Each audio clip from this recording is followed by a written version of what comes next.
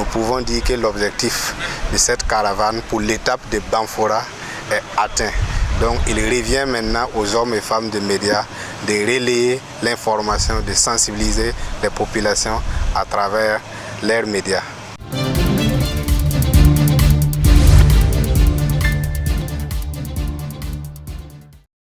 Nana Bainata, femme déplacée interne résidant à Banfora dans la région des Cascades, pour freiner ou éviter la maladie du paludisme, adopte des gestes simples mais salvateurs. Dormir sous une moustiquaire imprégnée, l'assainissement de sa concession mais aussi la prise de médicaments pour son enfant, comme le conseillent les agents de santé. Elle fait donc partie des familles modèles. Dans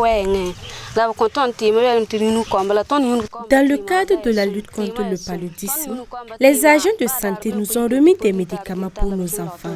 Lorsque nous les avons donnés, vraiment, on a constaté que ce sont de bons médicaments. Il n'y a pas un jour où ils se sont plaints de douleur. Pour ce qui est de l'assainissement de nos concessions, ils nous ont dit de balayer nos concessions matin, midi et le soir. Ils nous ont aussi conseillé de nous débarrasser des eaux usées.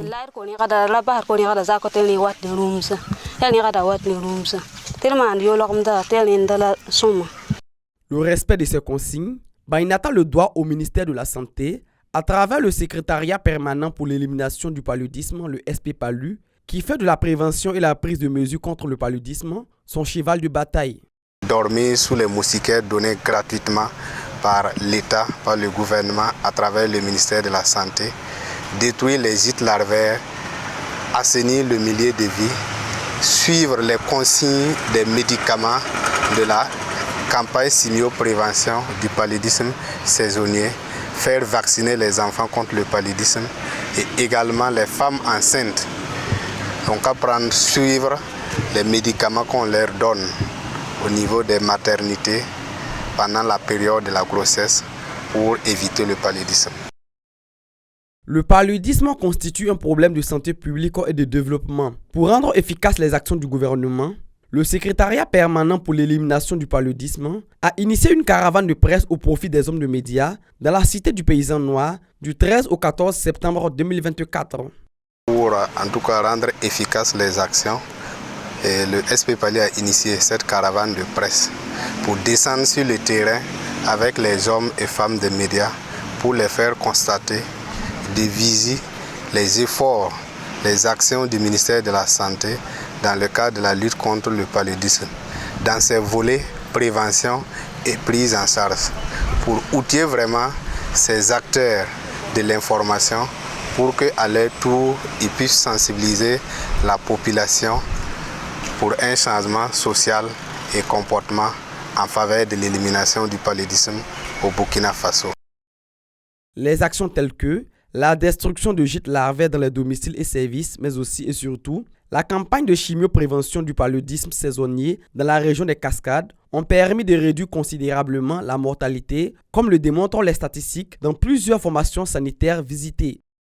Et pour le passage qui s'est déroulé du 20 au 23, nous avons administré 2511 enfants à l'administration de SP-AQ. Et également après le passage, la courbe en tout cas paludisme a vraiment diminué. Et jusqu'à présent, nous n'avons eu qu'un seul cas de paludisme grave. Donc pour dire qu'effectivement, en tout cas, l'effet de la CPS sur le paludisme en tout cas, est vraiment remarquable. Il faut déjà dire que la campagne est mise en œuvre au CSPS de Tchoukouna. À la semaine 36, pour les cas de paludisme, globalement, on a enregistré paludisme simple 90 cas, dont 32 enfants. Et les cas de paludisme grave, on avait 6 cas, dont 3 enfants.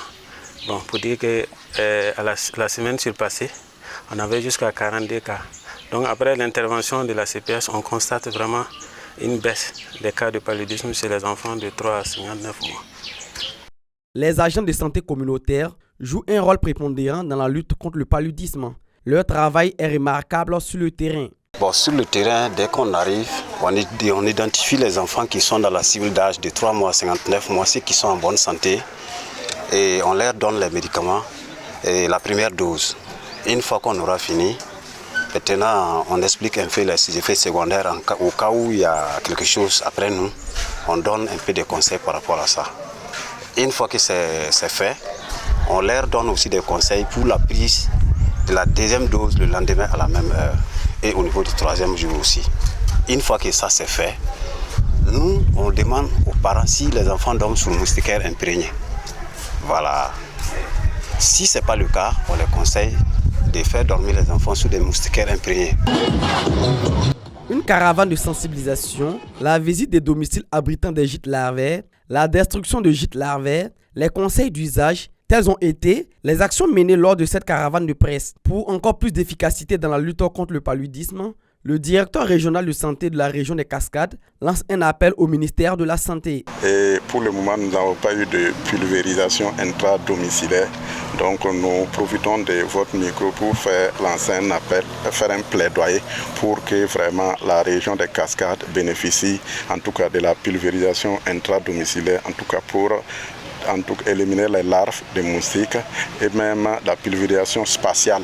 Donc c'est des interventions dont nous ne bénéficions pas pour le moment. Je profite de votre micro pour faire ce plaidoyer. C'est l'intérêt encore des médias et nous espérons en tout cas que nous allons en tout cas bénéficier de ces interventions.